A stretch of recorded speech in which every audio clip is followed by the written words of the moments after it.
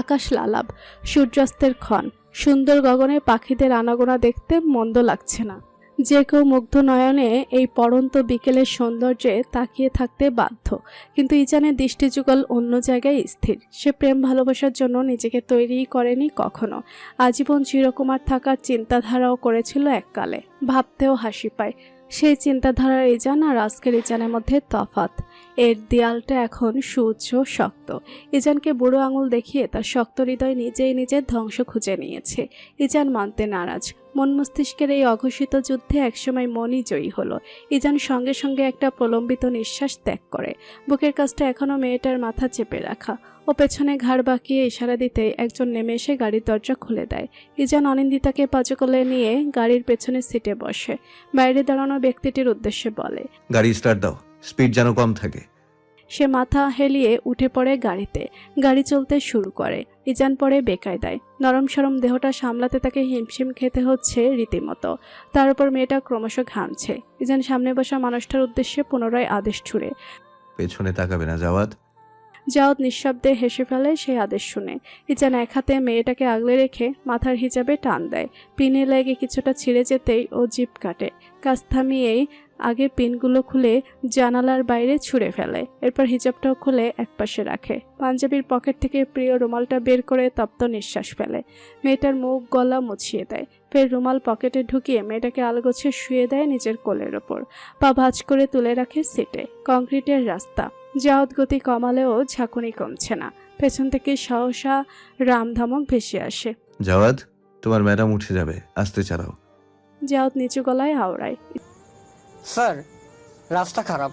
ইজান বিবর্ণ চোখে মুখে চেয়ে বলল। ধীরে সুস্থে যাও। জাওয়াত মাথা হেলিয়ে সম্মতি দেয়। অনিন্দিতার এখন জ্ঞান ফিরুক। ইহা একদমই চায় না ইজান। সে চায় পুরোটা রাস্তা যেন মেয়েটা এভাবে ওর কোলের কাছে ওর খুব সান্নিধ্যে থাকে। ওর প্রশান্তি আগে, বাকি সব পরে। ইজানের হাত তখন মেয়েটার বাদামি চুলের ফাঁকে। ঘন চুলের গোছা সামনে ধরে শুকলো একবার ইজান। মিষ্টি একটা ঘ্রাণে বুধলো চিত্ত। চওড়া হেসে সে চুলগুলো ঠিক করতে লাগলো। বিড়বিড় করলো, তুমি খুব অদ্ভুত অনিন্দিতা, কিন্তু সুন্দর। মন কাবু করতে জানো। জাওয়াত সামনে থেকে না ঘুরে উচ্চস্বরে বলে। স্যার কিছু বলছেন? ইজান সঙ্গে সঙ্গে তেতে ওঠে। আস্তে কথা বলতে পারো না জাওয়াদ? জাওয়াত মিনমিন করে ওঠে। সরি স্যার, ভাবলাম কিছু হয়তো বলছেন। ইজান ভুরু কুচকে বলল। না, কিছু বলছি না। সাবধানে ড্রাইভ করো। কান এদিকে কেন? অতসী রুম গোছাচ্ছিল। তন্মধ্যেই অপরিচিত এক নাম্বার হতে কল এলো। সে তৎক্ষণাৎ রিসিভ করলো না। মিউজিক বক্সের আওয়াজ কমালো প্রথমে, এরপর বিছানা ছাড়লো। এরপর গুনগুন করে ফোন হাতে তুললো। রিসিভ করে কর্কশ গলায় বলল, হ্যালো, কে বলছেন? শরৎ হকচকে স্ক্রিনে তাকালো। ভুল নাম্বারে কল চলে গেছে বোধহয়। নতুবা গলার আওয়াজ এমন বুড়ি মানুষের মতো শোনাচ্ছে কেন? ও ভেবেচাকা খাওয়া গলায় অপ্রস্তুতভাবে আওড়ালো। Sorry, wrong number. অতসী অবাক হলো। নিজেই কল দিয়ে আবার নিজেই রং নাম্বার বলছে। এ কেমন গর্ধব। ও আশ্চর্য গলায় বলল, আপনি কে বলুন আগে, রং না রাইট নাম্বার সেটা আমি বলবো। শরৎ হতভম্ব হলো পুনরায়। কপালে বিরক্তি ভাঁজ ফেলে গম্ভীর কণ্ঠে এবার ডাকে। অতসী। অতসী থমকালো। কিশোরী মনে প্রভাব পড়ল ভালোই। উথাল পাথাল ঢেউ বইল বার কয়েক। এত সুন্দর করে কেউ ডাকে? আশ্চর্য। ও হতবিহব্বল গলায় বলল, জি জি। শরৎ আগের ন্যায় গম্ভীর স্বরে বলল। আমি শরৎ বলছি। অতসী এবার উৎফুল্ল হলো। কণ্ঠে কেমন চঞ্চল ভাবটা স্পষ্ট হলো। আরে আপনি? হ্যাঁ আমি। ভাবির বই খাতাগুলো একটু প্যাক করে রাখতে বলছে ভাই। আমি সন্ধ্যায় এসে নিয়ে যাব। অতসী দারুণ খুশি হলো। আপনি আসবেন? শরৎ ভেবে পেল না মেয়েটার এত খুশির কারণ কি। ও স্বাভাবিক গলায় জবাব দেয়, হ্যাঁ। অতসী সামান্য আওয়াজ করে হাসে। সেই হাসির শব্দ ওপাশের শরৎও শুনতে পায়, তবে মুখ ফুটে কিছু বেরোয় না। অনিশ্চুপে শুনে যায় সেই শব্দ।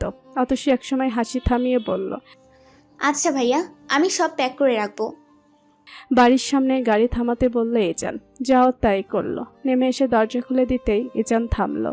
ব্যগ্রচিত্তে মাটিতে পা ফেলেই আবার শান্ত হয়ে গেল। পরনের পাঞ্জাবিটা টেনে টুনে ঠিক করতে লাগলো। যাও একপাশে সরে কেমন করে যেন তাকিয়েছিল। ইজান পাঞ্জাবির কলার টানার সময় হঠাৎই তার দৃষ্টি খেয়াল করলো। গলা খাকারি দিয়ে বলল, কি দেখছো? জাওয়াত মাথা নিয়ে বলল, কিছু না স্যার। তার কণ্ঠ শ্লেষাত্মক, অথচ ইজান সেসব টের পেল না। চট করে গাড়ির ভেতরে ঝুঁকে পড়ল। জাওয়াদ, বাড়ির ভেতরে যাও, মামুনিকে বলবে ডাক্তারকে কল দিতে। যাওয়া সে মোতাবেক যাওয়া ধরল। ইজান 2 হাত বাড়িয়ে অনিন্দিতাকে সোজা করে বসালো। মেয়েটার ভারী পল্লব টিকটির করে কাঁপছে তখন। জ্ঞান ফিরছে আস্তে ধীরে। ইজান সেসবের তোয়াক্কা করল না, টেনে কাছে এনে কোলে তুলে নিল। অচেতন মস্তিষ্কে মেয়েটা ভীষণ মায়া মায়া হাতে তার গলার দুপাশে হাত রেখে কাঁধে মুখ গুজল।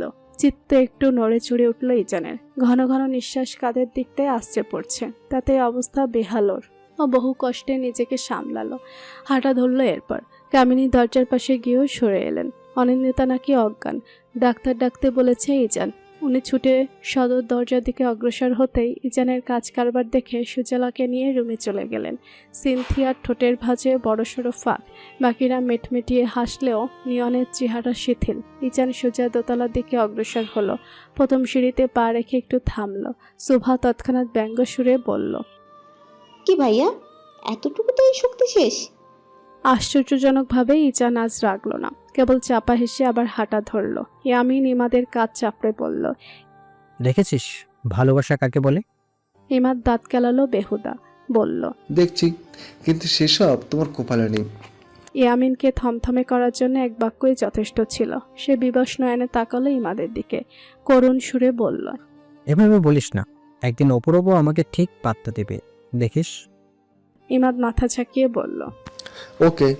সিনথিয়া বিস্ময় নিয়েই সিঁড়ির কাছটা এসে দাঁড়ালো। সে কি সত্যি দেখেছে নাকি সবটাই ভ্রম, মিথ্যে? ইজান এত সহজে অমন মেয়েকে মেনে নিয়েছে? ও ছলছল নয়নে গাড়ির সিটের দিকে চেয়ে রইল। সেইক্ষণে সুভা এসে পাশে দাঁড়ালো, কাঁধে হাত রেখে বলল, কাপল গার্লস, কি সুন্দর লাগছিল তোদের, তাই না বল? সিনথিয়া সে কথার জবাব দিল না। সে কেবল ফুসফুস আওয়াজে নিঃশ্বাস ফেলল। অনিন্দিতাকে বিছানায় শুয়ে দিতেই তার চেতনা ফিরে। হকচে কল দুর্বল গলায় প্রশ্ন করে সঙ্গে সঙ্গে, আমি কোথায়? ইজান বাঁকা চোখে তাকায়, হাতের ঘড়ি খুলতে খুলতে বলে, এতক্ষণ আমার কোলে ছিলে, আপাতত বিছানায়। অনিন্দিতা উঠে বসতে চাইল, অথচ দুপারের চেষ্টাও ব্যর্থ হলো। ফাঁকা ঢোক গিলে সে মনে করবার চেষ্টা করলো আজকের সবকিছু। মানুষপটে ভাসলো কেবল নিজের কান্নার ছবি, আর শেষমেশ চেতনা হারিয়ে লুটিয়ে পড়া। এসব ব্যতীত কিছুই মনে নেই ওর। ভাবনার মধ্যেই যান ঝুঁকে তুড়ি বাজায়, সেই শব্দে ধ্যান ছুটে ওর। জিজ্ঞাসার নজরে তাকাতেই যান বলে, ডাক্তার আসছে। ডাক্তার? তোমায় দেখতে। অনিন্দিতা মৃদু চিৎকার দিয়ে উঠে বিস্ময়। কি আমাকে দেখতে মানে? ইজান চোখ মুখ কুচকালো। বিয়ের জন্য দেখতে আসছে না, চেক আপ করতে আসছে। ডাম্ব ওয়ামান। অনিন্দিতা ফ্যাকাশে চোখে তাকালো। ইজান ধুম করে গায়ের পাঞ্জাবি খুলে ফেললো। ভীষণ গরম লাগছিল ওর। অনিন্দিতার সঙ্গে সঙ্গে চোখ চেপে ধরে চেঁচালো, এ কি করছেন? আল্লাহ! ইজান হতবাক হয়ে তাকালো, বলল, কি হয়েছে? ওয়াশরুম নেই আপনার, এখানে চেঞ্জ করছেন কেন? তেজি কণ্ঠে। ইজান বাঁকা হাসে, বলে, বাহ, তেজ এসে গেছে এত জলদি? সারাটা দিন যে এই বুকে মাথা রেখে পার করলে, তখন এত লজ্জা কই ছিল শুনি? মিথ্যে বলবেন না। আচ্ছা, বলবো না। তাকাও আমার দিকে। অসম্ভব। মেয়ে মানুষের নিজের প্রতি কন্ট্রোল আছে শুনেছিলাম, তুমি তো দেখি উল্টো। কন্ট্রোললেস হয়ে যাবে ভেবে তাকাচ্ছ। অনিন্দিতা চোখের উপর থেকে হাত সরালো। এবার শক্ত দৃষ্টি গিয়ে পড়লো ইজানের মুখের উপর। সে এক ধানে ওর দিকেই চেয়ে, নিগুড় দৃষ্টি। চার চোখ মিলিত হতেই অস্থিরতা মনের দুয়ার গ্রাস করে অনিন্দিতা হাঁসফাঁস করতে করতেই চোখ সরালো। অচিরেই নজর যায় লোকটার উদাম গায়ে। লোমহীন ফর্সা প্রশস্ত বুক দেখেই ও ফট করে উল্টো হয়ে বালিশে মুখ গুজে ফেলে, চেঁচিয়ে বলে, বাথরুমে যান। ইজান হেসে উঠে বলে, যাচ্ছি। সে যেতেই বালিশে মুখ গুজে অবস্থায় এসে ফেলে অনিন্দিতা। হাসতে হাসতেই তার দম বন্ধ লাগে। চট করে মুখ তুলে সে কয়েকবার লম্বা দম টানে। আশ্চর্য, তবুও তার হাসি এখনো থামছে না কেন? ডাক্তার সাহেব এসে সুন্দর মতো চেক আপ করলেন। অনিন্দিতার চোখ মুখ অত্যাধিক শুকনো, দেখেই মনে হচ্ছে খাওয়া দাওয়া ঠিক মতো করছে না। ডাক্তার তাকে ভিটামিন লিখে দিলেন, বললেন 3 বেলা ভাত গিলতে। তাতে কিছুক্ষণ নিঃশ্বাস আটকে ছিল অনিন্দিতার, তবে পুরোপুরি নিঃশ্বাসটা আটকালো তখন, যখন ইজান ডাক্তারকে প্রতিশ্রুতি দিয়ে সিরিয়াস ভঙ্গিতে বলল, থ্যাংক ইউ ডক্টর। এখন থেকে ওকে মেরে ধরে হলেও 3 বেলা ভাত খাওয়ানো হবে। আর কোনো দরকার লাগলে আপনি তো আছেনই। ডাক্তার সাহেব অনিন্দিতার আতঙ্কিত চেহারার দিকে চেয়ে মুচকি হেসে মাথা নাড়ালেন। যাওয়ার আগে ইজানের কাঁধে হাত রেখে বললেন, মারা ধরা লাগবে না, ছোট্ট একটা মেয়ে ভয় পাচ্ছে এমনিতেই। ইজান গম্ভীর মুখে মাথা নাড়িয়ে বলে। ভয় দেখিয়েই কাজ হাসিল করতে হবে আঙ্কেল, কথা শুনে না। ডাক্তার হাসলেন। ভালোবেসে বুঝাবেন, অবশ্যই শুনবে এবং মানবে। বউদের হাত করা টুটকাই এটা। সহজ হয়ে আদর নিয়ে কথা বলবেন, দেখবেন ওরা খুশি খুশি সব মেনে নিচ্ছে। শরৎ গুনে গুনে 4টা হর্ন বাজালো। পঞ্চমবার বাজানোর সময় গেট খোলার আওয়াজ পাওয়া গেল। ওই তো অতসী আসছে, কিন্তু ওর হাত খালি কেন? শরৎ কপাল কুঁচকে তাকালো। না, সঙ্গে কেউ নেই, অতসী একাই আসছে। সে গাড়ির কাছে কিছুটা দৌড়েই এলো। গ্লাসের কাছে ভর রেখে কয়েক সেকেন্ড হাঁপালো ও। তারপর লম্বা দম টেনে বলল, ভাইয়া বইগুলো গেটের ভেতরে রাখা, অনেক ভারী, আপনি এসে নিয়ে যান। কি আশ্চর্য, দারোয়ানকে দিয়ে পাঠালেই হয়। কেন, আপনি নামলে কি? শরৎ শক্ত চোয়ালে তেজ নিয়ে বলল। আমি নামতে পারবো না, দারোয়ান দিয়ে পাঠাও। অতসী দ্বিগুণ তেজ দেখালো। আপনি নামুন। শরৎ স্টিয়ারিং ধরে বসে রইল। মিনিট 5 এক গড়ালেও হেলদোল হলো না। অতসী শেষমেশ না পারতেই বলল, দারোয়ান চাচা ওনার রুমে গেছে বাথরুমের কাজ সারতে। শরৎ আর চোখে তাকিয়ে দেখল অতসী হাঁটা ধরেছে গেটের দিকে। সে আগ্রহী হয়ে মাথা ঝুঁকিয়ে জানলা গলিয়ে তাকিয়ে রইল দূরে। মেয়েটা হাতে মোটা মোটা কয়েকটা বই নিয়ে এলো। এরপর বলল, কই রাখবো? শরৎ বাধ্য হয়ে নামলো এবার। অতসীর হাত থেকে বইগুলো ছিনিয়ে নিয়ে বলল। যেটা পারো না সেটা করবে না। অতসী মাথা দুলিয়ে বলল, না পারলে কি আপনি এসে করে দিয়ে যাবেন নাকি? শরৎ রক্তিম চোখে তাকিয়ে বলল। তুমি এত বেশি কথা বলো কেন? অতসী দাঁত কেলিয়ে বলল। আমি এমনই। শরৎ বইগুলো গাড়ির ভেতর রেখে বাকিগুলো আনতে গেল। অতসী ভুলেও সাহায্য করলো না। এই বইগুলো আনা নেয়া করলে তার কঠিন কষ্ট হবে নিশ্চিত। ও কেবল ড্যাব ড্যাব করে শরৎকে দেখে গেল। বেশ লম্বা চওড়া একটা লোক, শ্যামলা গায়ের গড়ন, লম্বা লম্বা চুল, গায়ে সবসময় একটা মওলা ঘোচের শার্ট থাকে। ধুতে কষ্ট হয় বুঝি। অতসী নাক কুচকাতে গিয়েও কুচকালো না। সে কোনোদিন সুযোগ পেলে অবশ্যই শরৎকে কাপড় ধোয়া শিখিয়ে দিবে। কামিনী মনমারা হয়ে বসেছিলেন সিথানের কাজটায়। আলতো স্পর্শে অনিন্দিতার মাথায় হাত বুলিয়ে দিচ্ছিলেন। অনিন্দিতার ঘুম ভাঙল রয়েছে। বেলা তখন 9টার কাছাকাছি। সে জেগে সতর্ক চোখে বাম পাশে নজর ঘোরালো সর্বপ্রথম। খালি জায়গা দেখে তপ্ত নিঃশ্বাস ফেলে ডানে তাকাতে ভূত দেখার মতো চমকে উঠল। হুড়োহুড়ি করে উঠে বসে ফিচেল হেসে বলল, মামুনি তুমি? কামিনী শুকনো হাসলেন, হাত একটু বাড়ালেন, গাল ছুঁয়ে আফসোস করে বললেন, কত শুকিয়ে গেছিস আমার বাড়িতে এসে। পরক্ষণে আবার কণ্ঠে ব্যাকুলতা ঢেলে বললেন, এই অনি, আমি কি তোকে খুব বেশি অযত্নে রাখছি? তুই কি আমার ওপর রাগ করেছিস, দুঃখ পেয়েছিস? সকাল সকাল এসব কথার মর্মর্থ ঠাউর করতে পারল না অনন্দিতা। গোল গোল চোখেও কামিনীর সরল মুখখানায় তাকিয়ে রইল। কামিনীর মুখের আদল তার ছেলেদের থেকে সম্পূর্ণরূপে ভিন্ন। ইয়াকুবের চেহারার কঠোরতা, লম্বাটে ভাবটাই ওরা পেয়েছে। কামিনীর জেনেটিক যেন কাজই করেনি। কামিনীর চেহারায় একটা আলাদা সারল্যতা আছে, মনেও তাই। উনি প্রথম এক আত্মীয়ের বিয়েতে অনিন্দিতাকে দেখেছিলেন। দেখতে একদম ছোটবেলার শোয়ের মতো। অবিকল একই চেহারা, একই বাচনভঙ্গি, যেন জলজান্ত মালিনী শেখ দাঁড়িয়ে। দীর্ঘ 6 বছর ধরে সেই শোয়ের সাক্ষাৎ পাননি উনি, না পেয়েছেন কোনো খোঁজ। শেষমেশ জাফর অবধি পৌঁছাতেই এক বিস্ময়কর খবর পেলেন। প্রাণপ্রিয় বান্ধবী আর বেঁচে নেই। কামিনী বিশ্বাস করতে পারেননি। ইয়াকুবের সামনে বসে কতক্ষণ কেঁদেছেন সেই খবর শুনে। মালিনীর সঙ্গে কামিনীর একটা আত্মার সম্পর্ক ছিল। চেহারায় না হলেও নামে কিছুটা মিল অন্যরা সর্বদাই খুঁজে পেত।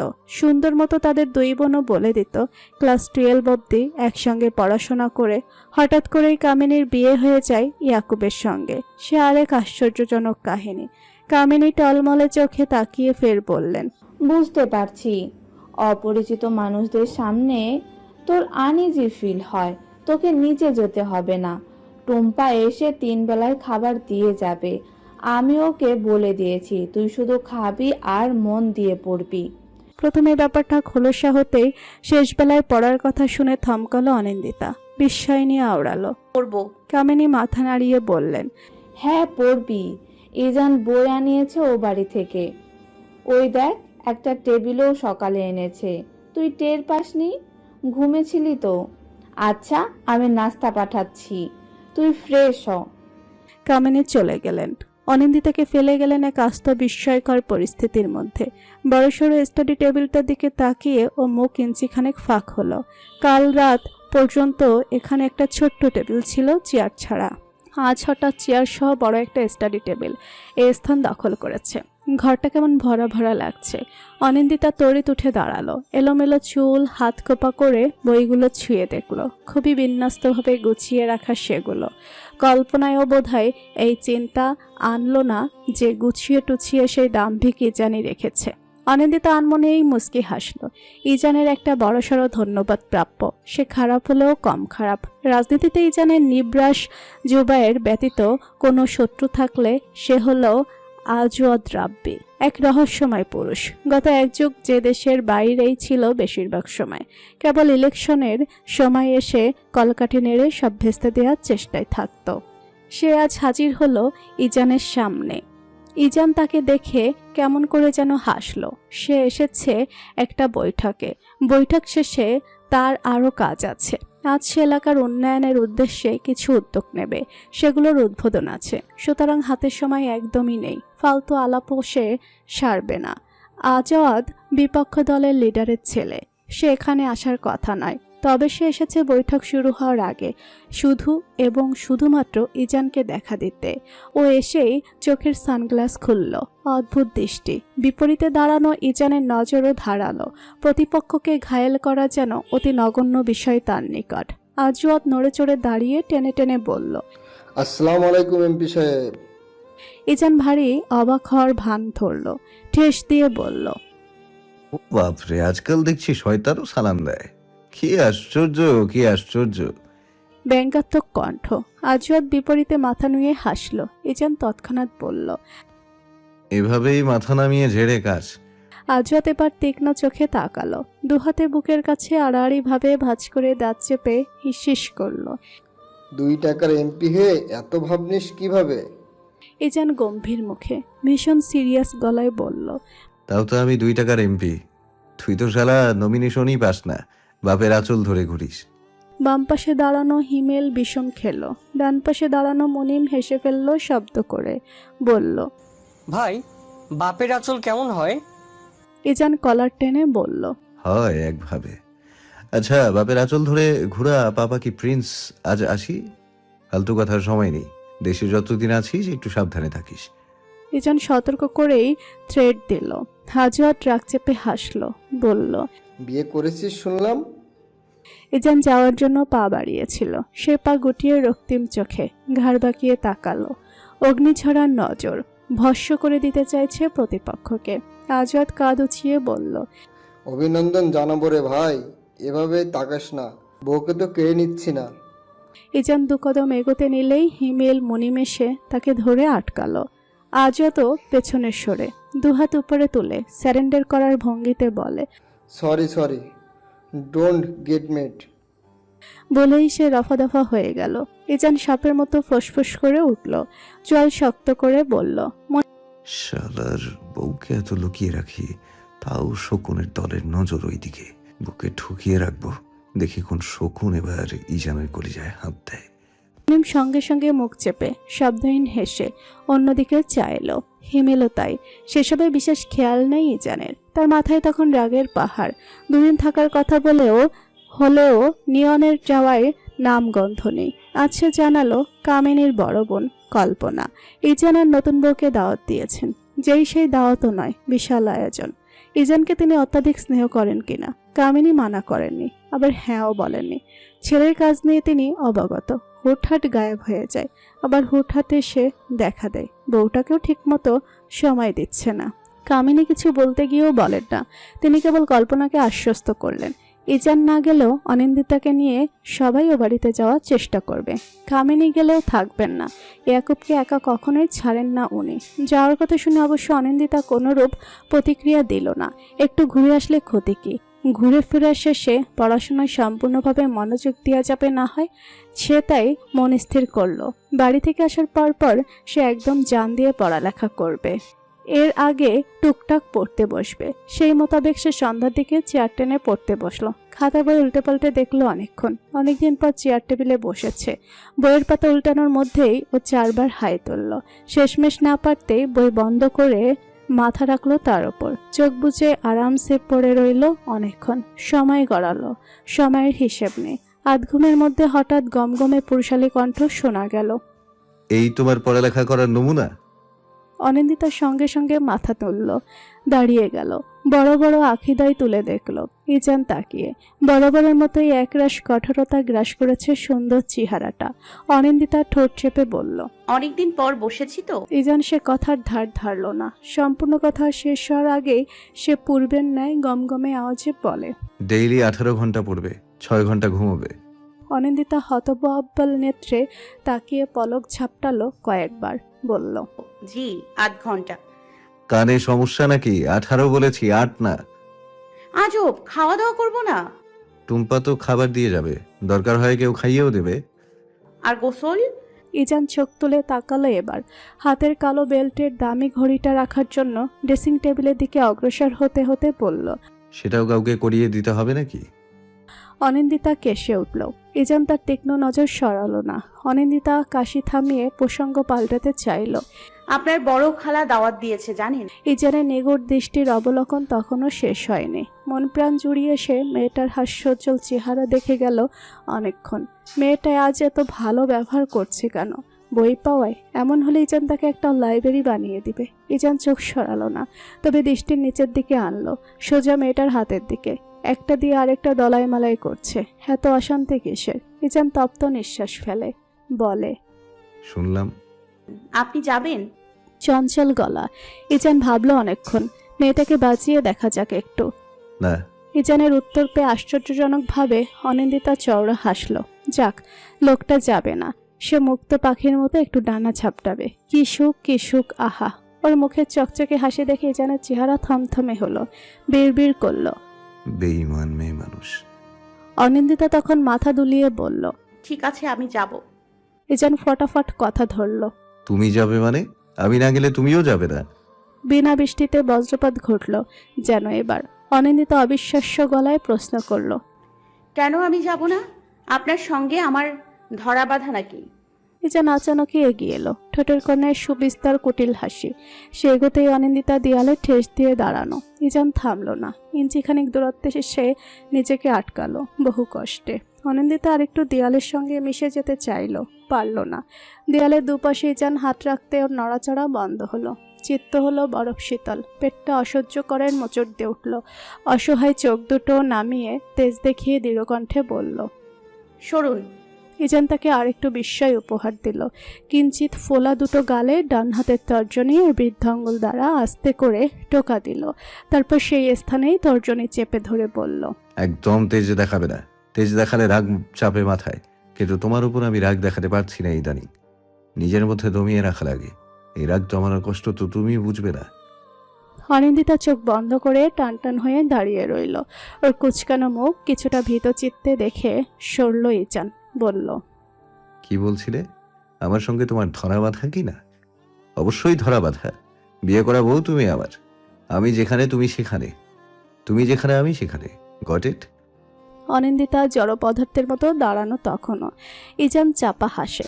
বাথরুমের দিকে অগ্রসর হতে ধূপধাপ পা ফেলার আওয়াজ শোনা যায়। ও ঘাড় বাঁকায় অল্প। মেয়েটা দৌড়ে পালিয়েছে। ইয়াকুবের ইদানিং গল্প করতে ভালো লাগে। কামিনীর সঙ্গে এমনিতেই সারাদিন গল্প হয়। এখন আরেক নতুন সঙ্গ পেয়েছেন, অনিন্দিতার সঙ্গ। মেয়েটা এত সুন্দর করে কথা বলে, এত মিষ্টি গলায় বাবা বলে ডাকে। ইয়াকুবের খুব ভালো লাগে। অকেজো শরীরটা খুশিতে নড়ে চড়ে উঠতে চায়। তার সম্ভব হয় না যদিও। তবে মেয়েটা ঘরে এলেই তিনি সর্বক্ষণ হাসতে থাকেন। হাসতে হাসতে অনেক সময় অক্ষিপুটে জল জমে। অনিন্দিতা সেটা মুছিয়েও দেয়। কেমন ধরা কণ্ঠে বলে, বাবা, আপনি আমার বাবার মতো পুরো। খুশিতেও কেঁদে ফেলেন। অনিন্দিতাও এ বাড়িতে এসে সবচেয়ে বেশি মিশেছে ওনার সঙ্গেই। বাকিদের সঙ্গে টুকিটাকি কথা হলেও ইয়াকুবের সঙ্গে কথার বাক্স ভর্তি থাকে। সে রোজ সকালে একবার এই ঘরে আসে, আবার সন্ধ্যায়ও চা নিয়ে ছুটে আসে। ইয়াকুব ঘুমিয়ে যান 8টার দিকে। এর আগে টানা 1 ঘন্টা আড্ডা চলে। আজকে অনিন্দিতা এলো সকালে। সন্ধ্যার দিকে ইজানের খালার বাড়িতে যাওয়ার কথা সুজলা, ইয়াকুব, কামিনী, ইজান বাদে সবাই মোটামুটি যাবে। সুভা জানালো পার্লারে যাবে, অনিন্দিতাকেও নিবে, ফেসিয়াল টেসিয়াল করিয়ে আসবে নাকি। অনিন্দিতার সেসবে বিশেষ আগ্রহ ছিল না কোনো কালে, তবে বাড়ি থেকে বের হতে পারবে ভেবেই রাজি হয়েছে। শিওরের কাছে বসলো অনিন্দিতা, ডাকলো। বাবা আপনি জেগে আছেন? ইয়াকুব যেন এই ডাকেরই অপেক্ষায় ছিল, চট করে চোখ খুলে বললেন, আছি। বাবা আজ সবাই ঘুরতে যাবে, বাহ, বেশ ভালো। কিন্তু আপনার ছেলে আমাকে যেতে দিচ্ছে না। ইয়াকুব আশ্চর্য বনে বললেন, সে কি, কেন? জানি না বাবা, আপনি তাকে বলবেন একটু। নিরেট শান্ত গলার একটা বিনয়ী আবেদন। ইয়াকুব একটু হাসলেন, বললেন, আচ্ছা বলবো, ও আসুক আমার ঘরে, ও না গেলেও তুমি অবশ্যই যাবে, ও বললেই হলো নাকি? ইজান ফোঁস শব্দে কয়েকবার নিঃশ্বাস ফেলল, ঠান্ডা গলায় জানালো, আমি যাব তাহলে। সাংঘাতিক পর্যায়ের মুড সুইং। অনিন্দিতা বিরস মুখে তাকালো। বসার ঘরে তখন গুটি কয়েক মানুষ। মুনিম এসেছে সকাল সকাল। সুভা হঠাৎ বলল, ভাবি রেডি হয়ে নাও, পার্লারে যেতে হবে, দেরি হবে। ইজান কপাল কুঁচকে বলল।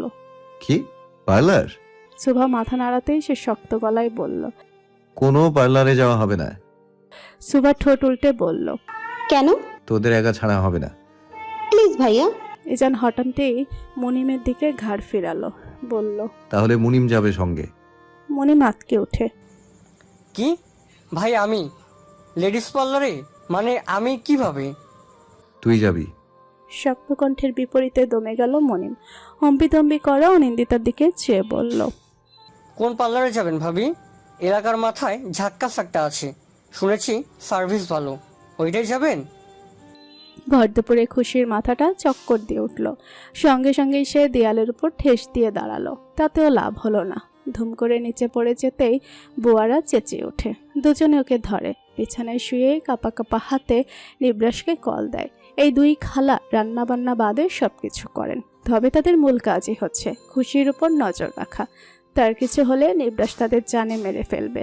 নিবরাস খবর পাওয়া মাত্রই অফিস থেকে ছুটে এলো, সঙ্গে মহিলা ডাক্তারও আনলো। ডাক্তারের চেক আপ করার আগেই উদ্বিগ্ন গলায় বার কয়েক ডাকলো, এই খুশ, উঠো না রে বাবা, এই দেখো আমি এসেছি, দেখো, চোখ মেলে তাকাও। ডাক্তার সাহেবা তাকে সরতে বললেন। নিবরাস সরল না, এক হাতে ধরে পাশে বসে রইল। ডাক্তার ওর চেহারার দিকে দিয়ে চাপা হাসলেন। খুশির নাড়ি চেক করলেন। খসখসে প্রেসক্রিপশনে কিছু লিখতে গিয়েও লিখলেন না। অনেকক্ষণ দম ধরে বললেন, mister Zubair, I think you are going to be father. আমার যতটুকু মনে হচ্ছে আর কি, একবার প্লিজ হসপিটালে গিয়ে টেস্ট করিয়ে আনবেন, তাহলে শিওরলি জানা যাবে। নিবরাসের পুরো দুনিয়া যেন থমকে গেল। মস্তিষ্কে স্নেহ শিথিল হলো ধীরে ধীরে। নিবরাস যেন মুখ থুবড়ে পড়ল শক্ত জমিনে। ডাক্তার চলে গেলেন। বোয়ারও নিঃশব্দে বিদায় নিল। খুশির জ্ঞান ফিরবে এমনিতেই। নিবরাস তাড়াহুড়া করল না, হাত চেপে ধরে এখনো বসাও। আচ্ছা, ডাক্তার কি ভুল বলল? সে তো খুশিকে মেডিসিন দিয়ে যায়। মেয়েটা তো ওর সামনেই খেয়েছে কয়েকদিন। তাহলে আশ্চর্য, এমন কুৎসিত প্রশ্ন নিবরাসের মনে আসে। অচিরে ওর হাত চলে যায় খুশির পেটের উপর। কামেজ সরিয়ে উন্মুক্ত পেটে হাত চেপেও চোখ বন্ধ করে ফেলে, বিড়বিড় করে। এই বাচ্চাটা আমার, তাই না খুশবু? ঘর জুড়ে গোমটভাবে বিরাজমান। বাসার ঘরে একটা বিশাল আকৃতির দেয়াল ঘড়ি আছে। সেটা টিকটিক আওয়াজ পুরো বাড়িময় ছন্দের মতো নেচে বেড়াচ্ছে। সেই শব্দ আর ভারী নিঃশ্বাসের আওয়াজ ছাড়া বাড়তি কোনো কিছু কর্ণগোচর হচ্ছে না। নিবরাসের কোনো রূপ বিকার নেই। সে দীর্ঘ 1 ঘন্টা যাবৎ খুশির কাছে বসে আছে, এখনো দৃঢ়ভাবে পেটের ওপর হাত চেপে রাখা, চোখ দুটো বন্ধ। কখন যে ও মাথাটাও খুশির বুকের ওপর রেখেছে খেয়াল নেই। ও নিস্তেজের মতো পড়ে আছে। বাইরেটা অত্যাধিক শান্ত, অথচ ভেতরে কত তোলপাড়। সে নিজেকে ধিক্কার জানাচ্ছে বারবার। সে এত বাজে চিন্তা মস্তিষ্কে আনলো কিভাবে? খুশি আর আবিহার মধ্যে এক সমুদ্র তফাৎ। খুশি আবিহার মতো বিশ্বাসঘাতক কখনোই নয়। সে আস্ত এক মায়ার সাগর। নিবরাসের বেঁচে থাকার কারণ এই সরল সোজা মেয়েটাকেও কিভাবে 1 সেকেন্ডের জন্য অবিশ্বাস করলো। নিবরাস বার কয়েক ঢোক গেলে আচমকাই ক্ষিপ্র গতিতে মাথা তুলে 2 হাতের আজলায় ভরে নেয় খুশির লম্বাটে মুখ। এরপর ব্যগ্র হয়ে খুবই দ্রুততার সঙ্গে এলোপাথারি চুমু খায় পুরো মুখে। শেষমেশ এসে থামে ঠোঁটের উপর। সেটাও রেহাই পায় না। নিবরাসের থামে অনেকক্ষণ পর, ক্লান্ত গলায় ডাকে, খুশ, এই খুশ, উঠ না রে জান। খুশি একটু নড়ল। মস্তিষ্ক সচল হচ্ছে ধীরে ধীরে। নিবরাস আবার ব্যাকুল কণ্ঠে ডাকে, খুশির খবরটা তুই আগে জানালি না কেন রে খুশ? তোকে যে আমার কি করতে মন চাইছে। বাক্যগুলো ভালো মতোই খুশির কানে প্রবেশ করছে। সচল মস্তিষ্কে তা শুনতে পেয়ে ও পিটপিট করে তাকালো, স্পষ্ট কণ্ঠে উচ্চারণ করলো। কি? সেই মুহূর্তে, ঠিক সেই মুহূর্তেই একটা আশ্চর্যজনক ঘটনার সাক্ষী হয় খুশি। নিবরাস ঝরঝর করে কেঁদে ফেলল। দুই গাল বেয়ে নেমে যায় নোনা জলের স্পষ্ট এক ধারা। খুশি হকচকিয়ে উঠে বসে। নিবরাসের গাল দুহাতে ভরে উতলা হয়। কাঁদছেন কেন? হায় আল্লাহ, আমি ঠিক আছি, দেখুন না। নিবরাস কান্নার মাঝেও কেমন ঠোঁট কামড়ে হাসলো। খুশিকে বুকের সঙ্গে মিশিয়ে নিতে নিতে বলল, we are going to be parents. খুশ, আয় তুইও একটু কান্না কর। কামিনী একটা শাড়ি বের করলেন, লাল রঙের একটা কাঞ্জিপুরম শাড়ি, নতুন কেনা, অনিন্দিতাকে দেয়া হয়নি। উনি শাড়ি হাতে তুলে ছুটলেন অনিন্দিতার কাছে। কে যেন একটু আগে বেরিয়েছে, চলে আসবে একটু পর। রুমে অনিন্দিতা একাই ছিল, আয়নার সামনে দাঁড়িয়ে কি যেন করছিল। আজ পার্লার থেকে আসার পর থেকে ওর চেহারা একটা আলাদা চমক দেখা যাচ্ছে। সেই চমক কতক্ষণ থাকবে তা নিয়ে বেজায় চিন্তিত অনিন্দিতা। কামিনীর শাড়িটা দেখতে রাখতে বললেন, শাড়ি পরতে পারিস? অনিন্দিতা চমকে পেছনে ফিরে ইতস্তত গলায় বলে, একা চেষ্টা করিনি কোনোদিন। আয় আমি পরিয়ে দেই। অনিন্দিতা সানন্দে এগিয়ে এলো। খুশি মনেই শাড়ি পরল। শেষে কোমরের দিকে, কাঁধের দিকে তিনটা তিনটা করে মোট 6টা পিন সেট করে দিলেন কামিনী। অনিন্দিতা নাজুক গলায় বলল, সরে যান যদি। কামিনী হাসলেন। সরব না, ঘুমানোর আগে এগুলো অবশ্যই খুলে রাখবি, না হলে ব্যথা পাবি। অনিন্দিতা মাথা নাড়ল। শুভ্র চেহারায় অল্প স্বল্প প্রসাধনীর আস্তরণ, পাতলা ঠোঁটে গাঢ় খয়েরি রঙের লিপস্টিক, চোখের ওপর আইলাইনার টানা। এই কাজ অবশ্য সুভার, সে খুব ভালো সাজাতে পারে। সন্ধ্যা নামছে ধরণীতে, যে কোনো ইস্যুপে নিজের ঘরের সামনে দাঁড়িয়ে আছে। তার সামনে আবার ইয়ামিন হাঁটু গেড়ে বসা, পরনে একটা টি শার্ট, জিন্স প্যান্ট, চুলগুলো গোছানো, হাতে রোলেক্সের গিফট পাওয়া ঘড়ি। ইজান দিয়েছিল দুজনকে 2টা। ইয়ামিন ঘড়িটা একবার দেখছে, আরেকবার নিভে নিভে আকাশের দিকে তাকাচ্ছে। মনের ভেতরকার বিস্তর পার্থক্য সে ক্রমশ টের পাচ্ছে। চোখের পাতা বন্ধ করলেই সে অর্পাকে দেখে। খেতে বসলেও মনে হয় মেয়েটা আশেপাশে ঘুরঘুর করছে। তার বয়স 18, অর্পার 19 কি 20। ভালোবাসার বয়সের কাজ কি? অর্পাকে কিভাবে বোঝাবে ইয়ামিন? সে যে মন খোয়ালো, এর দায়ভার কি তার একার? মোটেও না। ও নিরাশ মুখে জ্যাকোর দিকে তাকালো, মাথায় হাত বুলিয়ে দিয়ে বলল, জেকো, তোকে আমি অপর সঙ্গে দেখা করাবো। ভালো বাচ্চার মতো থাকিস, ঠিক আছে? ভাবিমনির মতো আবার আচার খাওয়াস না প্লিজ। জ্যাকো কি বুঝলো কে জানে, সে হাসলো কেবল। সে অত্যন্ত দুরন্ত, অপরিচিত মানুষদের ধাওয়া করতে তার ভালো লাগে। সে কথা তো আর ইয়ামিন জানে না। সন্ধ্যা পড়ার আগেই বাড়িতে এলো ইজান। কোনোরূপ তাড়াহুড়ো নেই। সে অতি স্বাভাবিকভাবেই তার জন্য অপেক্ষাকৃত বাড়ির লোকদের দেখে বলল, বসে আছো কেন? যাও গাড়িতে বসো, আমি একটা শার্ট পরে আসছি। কদের দেখে বলল। কামিনী কপাল চাপড়ালেন। ছেলেটা এমন কেন? কত সুন্দর বউটা একপাশে দাঁড়িয়ে আছে, এক পলক দেখলেও না। ইজান যেতেই উনি বাকিদের তাড়া দিলেন। এই তোরা গাড়িতে উঠ গিয়ে, অনি দাঁড়া, উজান এলে ওর সাথেই যাবি। অনিন্দিতা অনিচ্ছা সত্ত্বেও দাঁড়ালো। সেই ক্ষণেই নিয়ন বাঁকা চোখে তাকালো, ভীষণ অসন্তোষ নিয়ে বলল, ইজান আসুক একা, ওর জন্য তো ভাবি মজা করতে পারবে না। এর চেয়ে বরং আমাদের গাড়িতে আসুক। ইমাদ, ইয়াসিন, সিনথিয়া, সুভা সবাই আছে। কামিনী অনিন্দিতার দিকে তাকালেন। সে হাসফাস করছে খুব, তাই বললেন, এদের সঙ্গে যাবি? অনিন্দিতা মিনমিন করে জানালো তার কোনো সমস্যা নেই। পর মুহূর্তেই সকলে হই হই করে রওনা হলো। মিনিট 2-1 মাথায় ইজান নামলো বাবু সেজে। শার্ট প্যান্ট পরে আছে অন্যরকম বেশে। এসেই বসার ঘর সম্পূর্ণ খালি দেখে সে আওড়ালো, ওরা চলে গেছে? কামিনী মাথা নাড়িয়ে সম্মতি জানিয়ে বললেন, বড়রা কেউ যাচ্ছে না, ওদের খেয়াল রাখিস, বিশেষ করে ইয়ামিন, ইমাত ও সুভার, এই 3 বাদরকে চোখে চোখে রাখিস। ইজানের খুব করে মন চাইল বলতে, আরেক বাঁদর আছে মামুনি, তার নাম অনিন্দিতা। কিন্তু বলা হলো না। চুলে হাত চালাতে চালাতে বলল, অনিন্দিতা কোথায়? কামিনী যেন খুশি হলেন এই প্রশ্ন শুনে। চাপা হেসে বললেন, ওদের সাথে, তোর সঙ্গে নাকি যাবে না। ইজানের চোয়াল শক্ত হলো।